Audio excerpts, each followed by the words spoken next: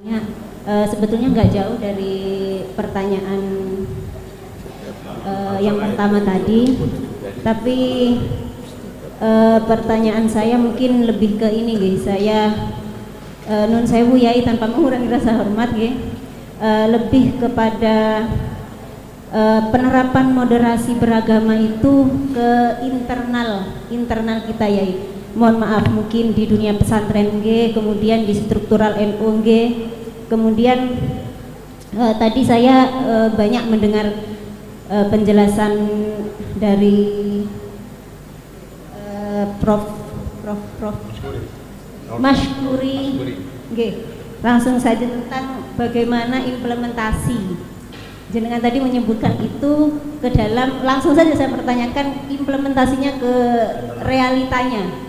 Kalau mungkin beliau tadi menyebutkan ke realita dunia maya, tapi kalau kita ke internal ya NU sendiri, kemudian pesantren, santri, ya mohon maaf, kita meski NU ini terkenal dengan moderasi beragamanya, ya tetap ya tidak anti kritik. Mohon maaf yai, ternyata di internal sendiri krisis, masih ada juga krisis kepercayaan, terus mungkin krisis hormat terhadap, mohon maaf, terhadap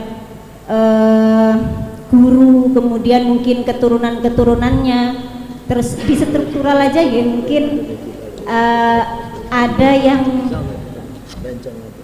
masih underestimate kepada Ening, mohon maaf, mungkin terhadap Gus, mungkin ya seperti yang Yai Syadid tadi jelaskan, bahwa di kalangan habaib saja ya nggak maksum, termasuk juga kalangan pesantren, Yai, Ening, Gus itu nggak maksum juga. Kemudian kita masih dihadapkan juga dengan kondisi di luar yang ternyata sudah pergerakannya masif sekali, yang kata beliau tadi kelompok-kelompok yang ekstrim kanan gitu. Kalau kita kan kelompok yang mainstream. Nah, ternyata ya metamorfosanya tidak hanya mereka itu dalam berdakwah, mungkin dalam menyampaikan dakwah ala mereka bermetamorfosa menjadi ala kita juga, yai. Jadi kita di dunia yang saya tahu, di dunia digital, kita itu kadang malah sampai susah membedakan ini kira-kira orang ini sudah menjadi NU atau enggak, karena dalam berpakaian saja yang tadinya mungkin identitasnya seperti, mohon maaf, seperti Wahabi yang celana cingkrang, jenggot dan lain sebagainya, ternyata sekarang sudah pakai blangkon, kan pakai blangkon, kemudian pakai batik dan lain sebagainya yang identik dengan Nahdiyin. Jadi satu sisi kita dihadapkan dengan kondisi di luar NU yang, atau di luar pesantren yang sudah pergerakannya masif, terus itu kita gimana menghadapinya, tapi satu sisi di internal sendiri kita sendiri ya masih krisis gitu ya, krisis hormat, krisis underestimate itu tadi yang saya sebutkan. Itu kira-kira bagaimana perbaikannya atau apa implementasinya dalam kehidupan intern ini. Kemudian kalaupun misalkan ada yang perlu diperbaiki, kira-kira hulu ke hilirnya ini apa dari luar dulu atau dari internal dulu, yai. Kemudian jenengan tadi menyebutkan juga tentang generasi ya, kita Nahdiyin ini harus terjun juga kan gitu. Salah satunya ya terjun di ruang publik, ruang kebijakan, di ruang regulasi, yang mungkin terjun di dunia politik gitu.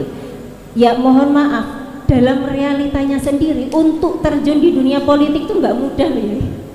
Mohon maaf, kita sendiri juga kadang santri, terus kemudian pesantren harus terjun ke dunia politik, mau masuk ke dunia politik aja ruwetnya minta ampun.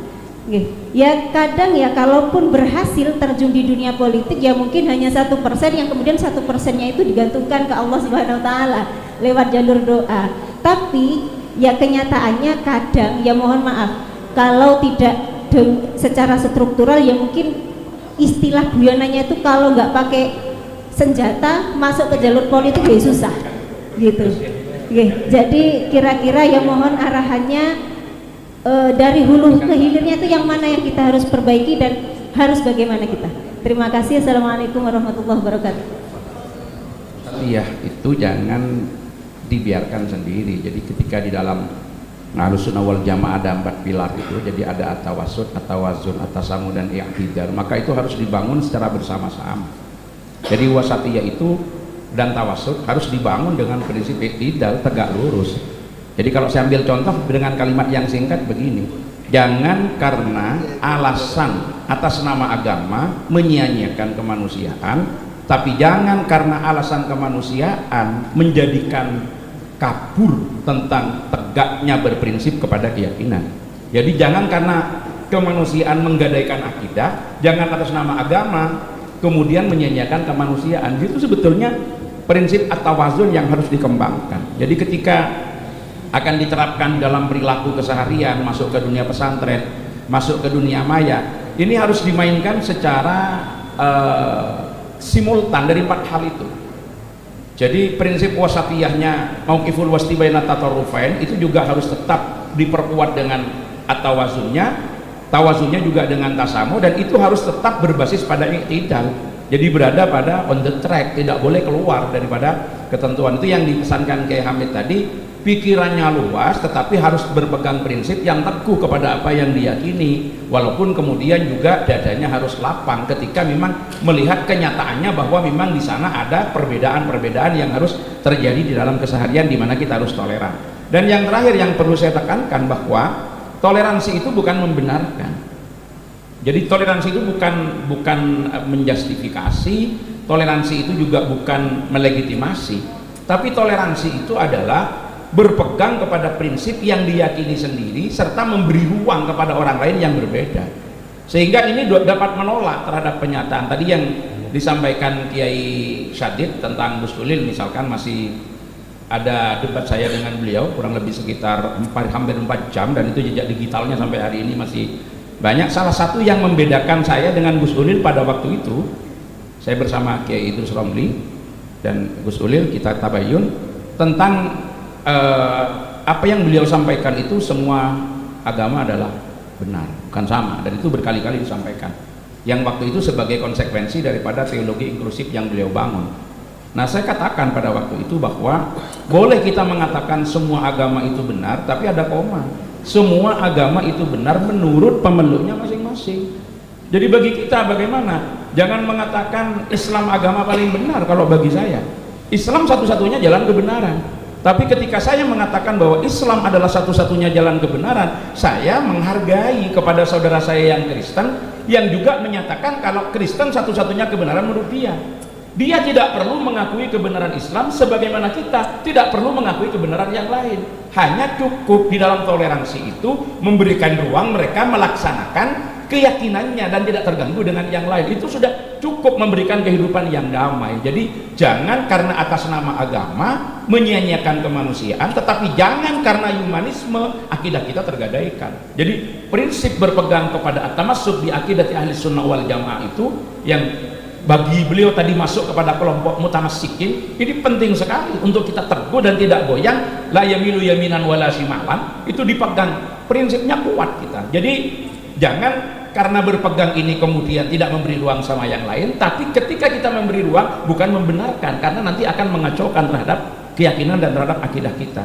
Sehingga dalam konteks pemahaman moderasi beragama, dialog antar iman, dialog antar agama boleh dilaksanakan, tetapi bukan untuk mempengaruhi, hanya memperkuat imannya masing-masing dalam konteksnya sendiri-sendiri. Nah, ini saya kira yang harus menjadi landasan bahwa wasatiyah harus tetap dibangun di atas i'tidal, sebagaimana at-tawazun itu dibangun di atas i'tidal, sehingga ketika kita akan terapkan pada wilayah domestik, pada wilayah keluarga, pada dunia maya, yaitu saja prinsip-prinsip yang dimainkan. Dan tentulah yang dipesankan Kiai Syadid tadi ya, wawasan keilmuannya yang harus cukup dulu, pemahamannya terhadap agama harus didasarkan kepada metode-metode yang dapat dipertanggungjawabkan, yang memang punya istinad yang kuat, jadi tidak sekedar saduran. Mungkin yang paling akhir Kiai, kadang-kadang sering kita ditanyakan dalam konteks dunia maya, pada akhir-akhir ini ada yang bertanya, boleh enggak menjadikan media sosial atau internet sebagai referensi? Maka saya sering ketika ditanya menjawab dengan dua hal. Boleh bagi orang alim, tidak boleh bagi orang awam. Nah kan kacau kan? Kok enak, orang alim kok malah boleh pakai internet, yang awam kok tidak boleh? Apa bedanya? Orang alim itu kalau sekali-kali buka internet hanya konfirmasi hafalan yang dikhawatirkan ada yang lupa. Dia udah belajar semuanya secara selesai, khawatir ada hafalannya yang lupa, dia cek sedikit, ketika di situ ada yang meragukan dia sudah bisa konfirmasi, ketika di situ ada paham yang tidak tepat dia sudah bisa meluruskan. Kenapa orang awam tidak boleh menjadikan sebagai sumber? Sampai beliau tadi menyampaikan inna hadzal ilma dinun fanduru amman ta'buduna dinakum, itu yang dari Ibnu Sirin yang ditulis oleh Hadratus dalam Muqaddimah Qanun Asasi li Jam'iyyah Nahdlatul Ulama. Kenapa bagi orang awam itu tidak boleh? Karena ketika pahamnya salah, cara membacanya salah, siapa yang akan melakukan konfirmasi? Dan dia juga tidak mampu melakukan deteksi sumber. Khawatirnya yang diambil di situ dari alirannya mana, pahamannya mana, keinginannya apa, agendanya apa. Nah ini yang harus berbijak ya, kita menerapkan wasatiyah di dalam medsos dan lain sebagainya. Saya kira itu. Terima kasih, kurang lebihnya mohon maaf. Assalamualaikum warahmatullahi wabarakatuh.